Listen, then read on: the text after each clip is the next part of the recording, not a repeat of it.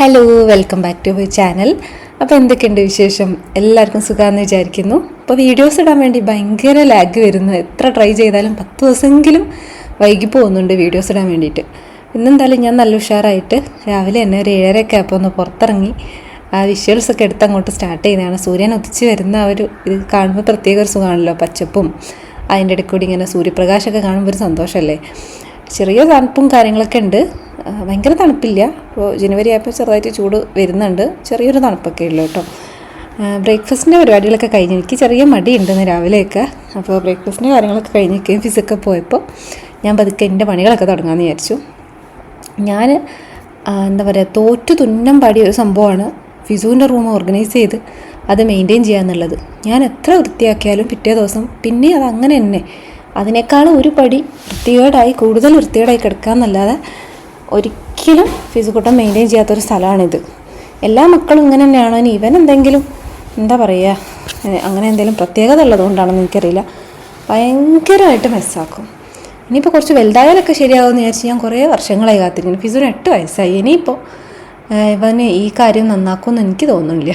അപ്പോൾ എന്തായാലും ഞാൻ തന്നെ കുറേ എന്തൊക്കെയോ പറയും, അപ്പോൾ പറയും ഇനി ഞാൻ കീപ്പ് ചെയ്തോളാം, ഇനി ഞാൻ മെയിൻറ്റെയിൻ ചെയ്തോളൂ എന്ന് പറയും. എന്നിട്ട് പിന്നീട് അങ്ങനെ തന്നെ. ഇപ്പോൾ ഫിസുവിന് സ്കൂളിലേക്ക് ഒരു ഹോം ടൂർ വീഡിയോ ചെയ്യാറുണ്ട്. അപ്പോൾ ഹോം ടൂർ വീഡിയോ ചെയ്യണമെങ്കിൽ റൂം മൊത്തം ക്ലീൻ ആക്കണമെന്ന് ഞാൻ ഓൾറെഡി ഫിസുവിനോട് പറഞ്ഞതാണ്. അപ്പോൾ ഞാനിത് ഇങ്ങനെ ഫുള്ള് സെറ്റാക്കി കൊടുത്തതിൻ്റെ പിറ്റേന്ന് നോക്കുമ്പോൾ ഭയങ്കര മെസ്സായി കിടക്കുന്നത്. അപ്പോൾ എനിക്കങ്ങോട്ട് ദേഷ്യം വന്നിട്ട് ഞാനിത് ചെയ്ത് കൊടുത്തതേ ഇല്ല. അപ്പോഴാണ് ഓൻ ഹോം ടൂർ വീഡിയോ ചെയ്യണമെന്ന് ഗ്രൂപ്പിൽ മെസ്സേജ് വന്നത്. അപ്പം ഞാൻ അതിൻ്റെ ശേഷം ഫിസുവിന് കുറച്ച് ഓർക്കൊരു ബോധം വരണമല്ലോ, എന്നിട്ട് ഞാൻ ക്ലീനാക്കി കൊടുത്തില്ല.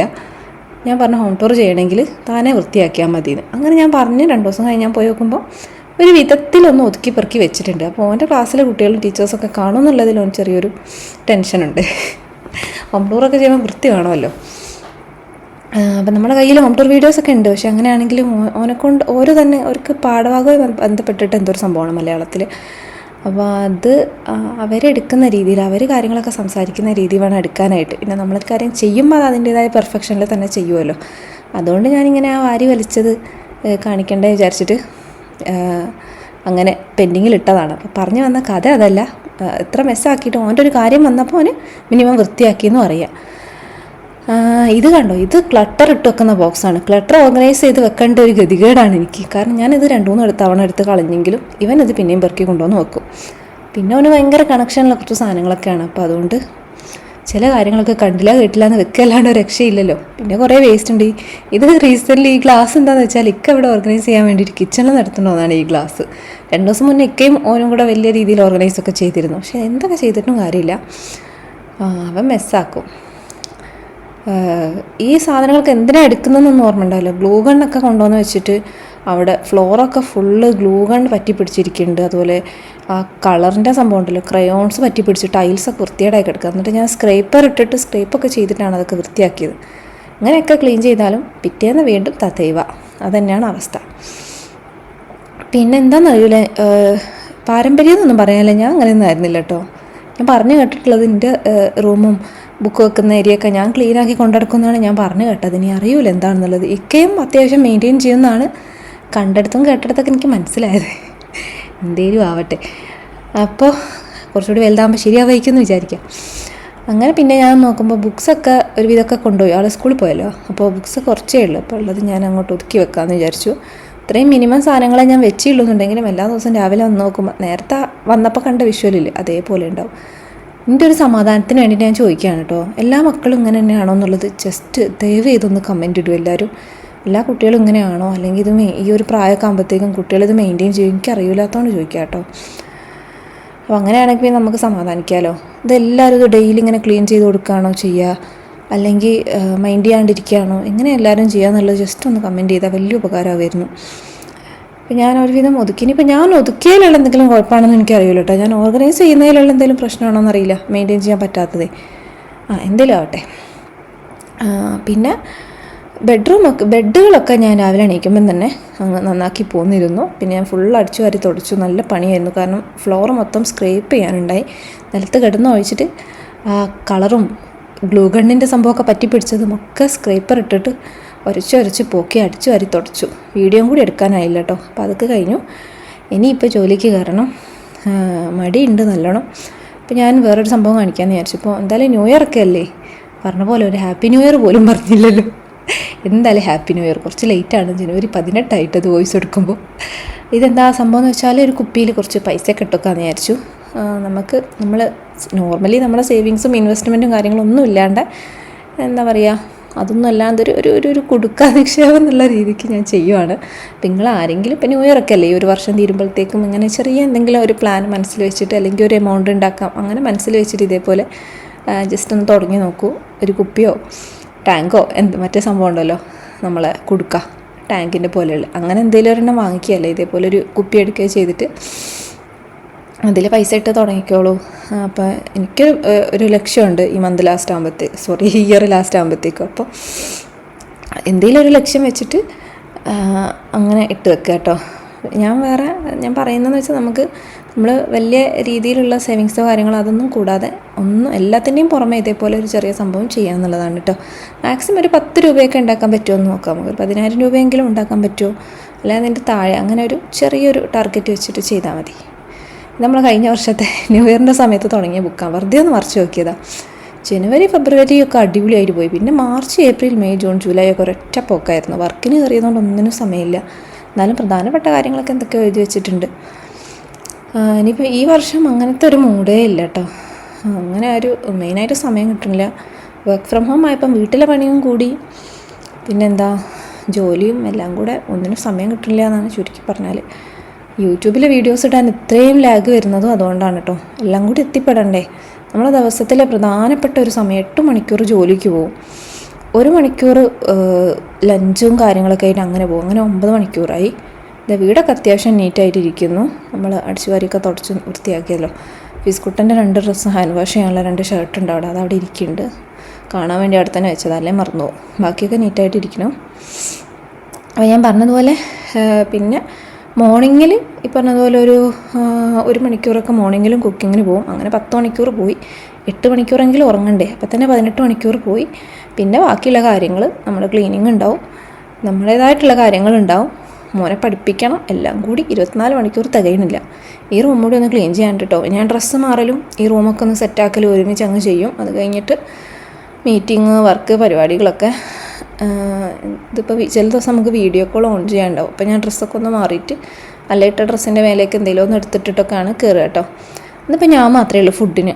അപ്പോൾ എനിക്ക് ടേസ്റ്റ് ആയിട്ട് എന്തെങ്കിലും കഴിക്കണം എന്ന് തോന്നി, പക്ഷേ ഭയങ്കരമായിട്ട് പണിയെടുക്കാനും വയ്യ. അപ്പം ഞാൻ എളുപ്പത്തിന് ഉണ്ടാക്കുന്ന ഒരു കുക്കർ ബിരിയാണിയാണ്.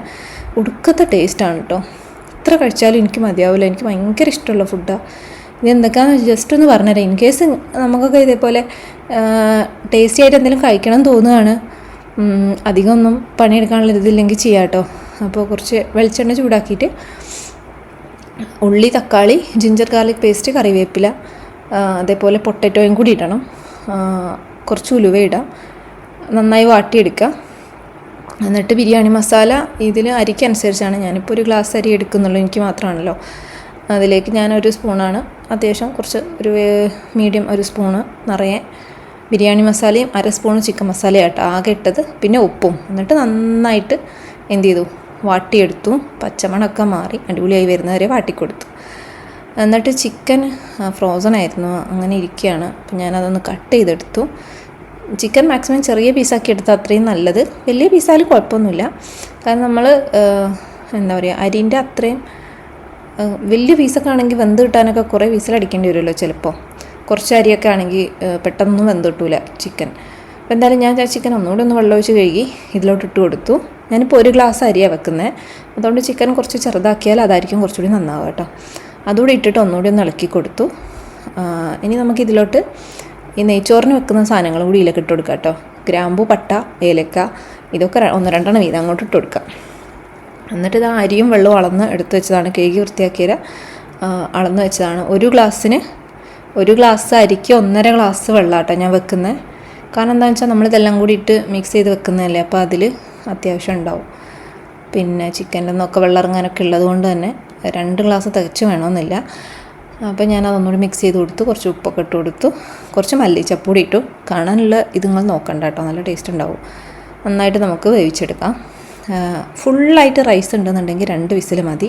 ഇതിപ്പോൾ കുറച്ച് ക്വാണ്ടിറ്റി ആയതുകൊണ്ട് ഞാനൊരു 3 വിസിലടിക്കുന്നുണ്ട് കേട്ടോ. നല്ലോണം ഒന്ന് വെന്ത് കുഴഞ്ഞോട്ടെ, എപ്പോഴാണ് അതിൻ്റെ ടേസ്റ്റ്. നെയ്ച്ചോറരി ആട്ടോ ഇട്ടത്. നല്ലൊരു ടേസ്റ്റും നല്ലൊരു സ്മെല്ലും ഒക്കെയാണ്. ഇതാണ്ടോ അടിപൊളിയാണ്. ആ പൊട്ടറ്റോ ഒക്കെ എന്തൊരു ടേസ്റ്റാണെന്നറിയോ, പറഞ്ഞറിയിക്കാൻ വയ്യാത്തൊരു ടേസ്റ്റാണ്.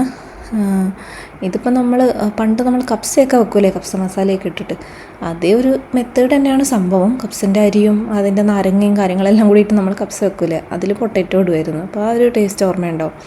ഏകദേശം അതേപോലെ ഉണ്ടാവും. നമുക്കിതിനെ കുക്കർ ബിരിയാണി എന്ന് പറയാം. പിന്നെ എന്താണ്, പിന്നെയും ജോലി കാര്യങ്ങൾ ഒക്കെ ഞാൻ എല്ലാം എടുത്തു വെച്ചു. ജസ്റ്റ് എല്ലാം അങ്ങോട്ട് അടിയിലോട്ട് എടുത്തു വെച്ചു.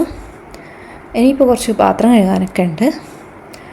ഇതെങ്ങനെയാണെന്ന് വെച്ചാൽ ഞാനെല്ലാം എടുത്തു ഒഴിച്ചിട്ടൊന്നും ഒരു പാത്രം കഴുകിയിട്ടുണ്ടായിരുന്നില്ല. സിങ്കിൻ്റെ അടുത്തൊക്കെ ബേസിക്കലി വൃത്തിയാക്കി വെച്ചു എന്നല്ലാതെ ഫ്രിഡ്ജിലൊക്കെ കുറച്ച് ഇന്നലത്തെ ചോറൊക്കെ ഇരിക്കുന്നുണ്ടായിരുന്നു. അപ്പോൾ അതും അങ്ങനെ ഫ്രിഡ്ജിൽ കുറച്ച് പാത്രത്തോടൊക്കെ ഇരിക്കുന്നുണ്ടായിരുന്നു. ഫിസുവിന് വൈകുന്നേരം ഫുഡാക്കിയത്, അങ്ങനെ എല്ലാം കൂടി കുറച്ച് അലമ്പായി കിടക്കുന്നുണ്ട്. അപ്പോൾ ഞാൻ വേഗം പാത്രങ്ങളൊക്കെ അങ്ങോട്ട് കഴുകി വെക്കാമെന്ന് വിചാരിച്ചു. ചില സമയത്ത് പാത്രം കഴുകുമ്പോൾ നമുക്ക് നല്ലൊരു സാറ്റിസ്ഫാക്ഷൻ കിട്ടുമല്ലേ, നല്ലോണം പതപ്പിച്ച് അങ്ങോട്ട് പാത്രം കഴുകുമ്പോൾ. കുക്കർ ബിരിയാണിയൊക്കെ ബാക്കി വന്നത് എനിക്ക് രാത്രിയോട് കഴിക്കാനുള്ളുണ്ട്. അപ്പോൾ ഞാനതൊരു പാത്രത്തിലാക്കി വെച്ച് അതുകൂടിയൊക്കെ അങ്ങ് കഴുകി വെക്കാമെന്ന് വിചാരിച്ചു. ഇക്കാക്കും ഫിസോനും ഒന്ന് രാത്രി ഒരു ഹൗസ് വാമിങ്ങിന് പോകാനുണ്ട്. എനിക്കും പോകാനുണ്ടായിരുന്നു. പിന്നെ എനിക്കാകെ മടിയായി. എനിക്ക് കുറച്ച് സ്വസ്ഥമായിട്ട് മീ ടൈമൊക്കെ എൻജോയ് ചെയ്ത് വീട്ടിലിരിക്കണമെന്ന് തോന്നിയിട്ട് ഞാൻ പോയില്ല കേട്ടോ. അങ്ങനെ ഞാൻ ആ പാത്രമൊക്കെ അങ്ങോട്ട് കഴുകി വെക്കാമെന്ന് വിചാരിച്ചു. വൈകുന്നേരമാണ്. എൻ്റെ ഈ ഒരു പണിയെല്ലാം കൂടി കഴിയുമ്പോഴത്തേക്കും രാത്രിയാവും. ഇപ്പോൾ പെട്ടെന്ന് അങ്ങനെ ഇരുട്ടായിട്ട് വരുന്നുണ്ടല്ലോ. പിന്നെന്താണ്, പുട്ടൊക്കെ ഒരു കഷ്ണം ബാക്കിയിരിക്കുന്നുണ്ടായിരുന്നു. അപ്പോൾ ആ പുട്ടുകുറ്റിയൊക്കെ എപ്പോഴാണ് ഞാൻ ഒഴിച്ചത്. ഇനിയിപ്പോൾ ആ പുട്ട് അവിടെ വെച്ചുകൊണ്ടിരുന്നൊരു കാര്യമില്ലല്ലോ. ഞാൻ കുറച്ച് നേരം എനിക്ക് കഴിക്കാതെ വെച്ചിട്ട് ചൂടാക്കാനൊക്കെ ഉള്ള എളുപ്പത്തിന് ആ പുട്ടുകുറ്റി തന്നെ വെച്ചുകൊണ്ടിരുന്നതായിരുന്നു. അപ്പോൾ ഇനിയിപ്പോൾ എല്ലാം എടുത്തൊഴിച്ച് കളഞ്ഞ് ക്ലീനാക്കി എടുക്കുകയാണ്. പുട്ടുകുറ്റി നമ്മളങ്ങനെ വെച്ച് കഴിഞ്ഞാൽ പിന്നെ അത് തേച്ച് കഴുകിയെടുക്കാൻ ഭയങ്കര പാടല്ലേ. അപ്പം തന്നെ ഒഴിച്ച് കഴിഞ്ഞാൽ അതങ്ങോട്ട് വൃത്തിയായി. ഞാൻ പിന്നെ ഒരു മടിയും പിന്നെ വേറോരോ പണിക്ക് പോയില്ലേ, ആകെ ഇച്ചിരി സമയമല്ലേ കിട്ടുള്ളൂ. അങ്ങനെ നമ്മൾ ആ പാത്രമൊക്കെ കഴുകി ഓരോന്നായിട്ട് അങ്ങനെ കമത്തി വെക്കുകയാണ്. യൂട്യൂബിൽ ഇങ്ങനെ ഇരുച്ചിരി പമ്പർച്ചിരി അതൊന്ന് വെച്ചത്. ചില സമയത്ത് അതങ്ങനെ കാണും, ചിലപ്പം വലിയ വലിയ കാര്യങ്ങളൊക്കെ കാണും. എന്താ പറയുക, നമ്മൾ വലിയ വലിയ കാര്യങ്ങളൊക്കെ കാണും, ഭയങ്കര ഫിലോസഫികളൊക്കെ. ഓരോ മൂഡിനനുസരിച്ചാണ്. മൂവീസൊന്നും അങ്ങനെ പണിയെടുക്കാനാവില്ല. ഒക്കെ കണ്ടുകൊണ്ടിരിക്കുക എന്നല്ലാതെ പണിയെടുക്കുമ്പോൾ വെച്ച് കഴിഞ്ഞാൽ അതിലോട്ടായി പോകും ശ്രദ്ധ മൊത്തം.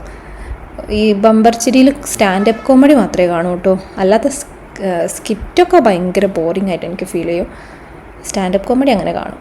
അപ്പോൾ ഇതാ തൽക്കാലം നമ്മൾ പാത്രങ്ങളൊക്കെ കഴുകി ഇവിടെയാണ് നമ്മളിപ്പോൾ കമത്തി വെക്കുന്നത്. അപ്പോൾ ഈ ഏരിയയും കൂടി നമുക്കൊന്ന് അങ്ങോട്ട് തേച്ച് കഴുകിയിട്ടേക്കാം. നമ്മൾ ഇന്നത്തെ ഉച്ചക്കത്തെ കുക്കിങ്ങൊക്കെ കഴിഞ്ഞപ്പോഴും ഭയങ്കരമായിട്ട് ക്ലീൻ ചെയ്തില്ല, ജസ്റ്റ് എല്ലാം ഒന്ന് ഒതുക്കിയിടേ ചെയ്തില്ല. അപ്പോൾ ഏതെങ്കിലും ഒരു നേരം നല്ലോണം ഒന്ന് തേച്ച് കഴുകിയിടണം, അല്ലാന്നുണ്ടെങ്കിൽ സിങ്ക് നല്ല മെസ്സായി പോകും കേട്ടോ. അപ്പോൾ എല്ലാ ഏരിയയും ഒന്ന് തുടച്ച് വൃത്തിയാക്കിയൊക്കെ ഇട്ടു. ഇനി വിസ്തരിച്ചൊന്ന് കുളിക്കണം. ഈ കുളി കാര്യങ്ങളൊക്കെ പ്രോപ്പറായിട്ട് സമയത്തിന് നടന്നില്ല എന്നുണ്ടെങ്കിൽ എല്ലാം അങ്ങനെ ലേറ്റായി പോകും. ഇപ്പോൾ വർക്കൊക്കെ ഉള്ള സമയത്തെന്ന് വെച്ചാൽ നമ്മൾ രാവിലെ കുളിച്ച് കയറിയാലും കുളിച്ചില്ലെങ്കിലും എങ്ങനെയായാലും രാത്രി അത് കഴിഞ്ഞാൽ എന്തായാലും നല്ലൊരു കുളി പാസ്സാക്കണം. ഇല്ലെങ്കിൽ നമുക്കൊരു ഉഷാറുണ്ടാവില്ല കേട്ടോ, ഒട്ടും എനർജി ഉണ്ടാവില്ല, ഫേസൊക്കെ ഡള്ളായിട്ടിരിക്കും. അപ്പോൾ ജോലി കഴിഞ്ഞാൽ അതിപ്പോൾ അധ്വാനമുള്ള പണിയാണെങ്കിലും ഇല്ലാത്ത പണിയാണെങ്കിലും അത് കഴിഞ്ഞിട്ടൊരു കുളി എന്നുള്ളത് മസ്റ്റാണ്. അപ്പോൾ നമ്മളെ പണിയൊക്കെ കഴിഞ്ഞു. ഇന്നിനിപ്പോൾ പ്രത്യേകിച്ചൊന്നുമില്ല. അപ്പോൾ എന്തായാലും ഈ വീഡിയോ നിങ്ങൾക്ക് ഇഷ്ടമായിരുന്നുണ്ടെങ്കിൽ ഇതേപോലെ നിങ്ങളും എന്ത് ചെയ്യുക, ഒരു പാത്രം കണ്ടെയ്നർ എന്തെങ്കിലും കുറ്റിയൊക്കെ എടുത്തിട്ട് പൈസ ഇട്ട് തുടങ്ങുക. എന്നിട്ട് ആരെങ്കിലും ചെയ്യുന്നുണ്ടെങ്കിൽ ജസ്റ്റ് കമൻറ്റ് ചെയ്താൽ കാണുമ്പോൾ ഒരു സന്തോഷമായിരിക്കും. എന്നിട്ട് നമുക്ക് ലാസ്റ്റ് ഇയർ എൻഡിങ് ആകുമ്പോൾ നോക്കാമല്ലോ നമുക്ക് എത്ര രൂപ ഉണ്ടാക്കാൻ പറ്റുന്നില്ല. കിട്ടുന്ന പൈസ ഇടാം കേട്ടോ, 1 രൂപ 2 രൂപയൊക്കെ ഇടാം നമുക്ക്. അപ്പോൾ അത്രയല്ല ഇന്നത്തെ വീഡിയോ. അടുത്ത വീഡിയോ ഞാൻ പെട്ടെന്ന് തന്നെ സെറ്റാക്കാൻ നോക്കാം കേട്ടോ. അപ്പോൾ ശരി, thank you for watching. Take care. Bye bye.